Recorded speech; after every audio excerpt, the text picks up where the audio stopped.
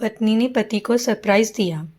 रमा और रमेश की शादी हुए 10 महीने हो गए थे, पर रमेश को लगने लगा था वो उसे अभी ठीक से नहीं जानता।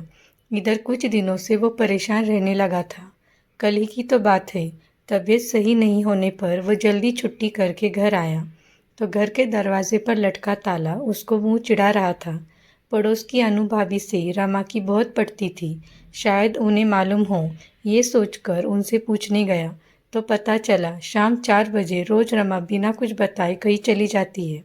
भारी मन से घर आ रहा था तो उसे बहुत कुछ याद आने लगा। उसने भी इन दिनों कभी शाम के इस समय में जब भी फ़ोन किया तो उसका फ़ोन रमा ने नहीं उठाया था।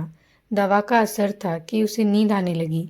अभी बिस्तर पर लेटा ही था कि उसने देखा घर का दरवाज़ा खुला और रमा घर के अंदर दाखिल हुई। वह सामान्य दिनों से अलग ही रमा थी। घर में शांत दबी सहमी सी रमा की जगह एक आत्मविश्वासी रमा दिख रही थी। उसका पहनावा भी सामान्य दिनों से अलग था। कोट पैंट पहने हुए वह फ़ोन पर किसी को जल्दी काम खत्म न होने के कारण डांट रही थी। रमेश आश्चर्य में पड़ गया। रमा अभी तक रमेश को नहीं देखी थी। वह बातों में व्यस्त थी और किसी ऑफिस के उद्घाटन की बात कर रही थी। अचानक ही रमेश पर नज़र पड़ी और वह एकदम से चुप हो गई। तब रमेश ने पूछा, ये क्या चल रहा है रमा?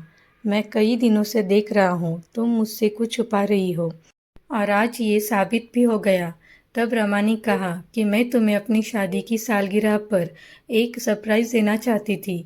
मैंने घर खर्च के बचाए हुए पैसे से एक कोचिंग इंस्टीट्यूट खोला है ताकि तुम पर पड़ रहे घर के आर्थिक बोझ को बांट सकूं। शादी की सालगिरह के दिन तुमसे उसका उद्घाटन करवाने का सोचा था। रमा को आगे बढ़ते देख रमेश भी बहुत खुश हुआ। अगर आपको ये कहानी अच्छी लगी तो इसे लाइक कीजिए, शेयर कीजिए और चैनल को सब्सक्राइब कीजिए।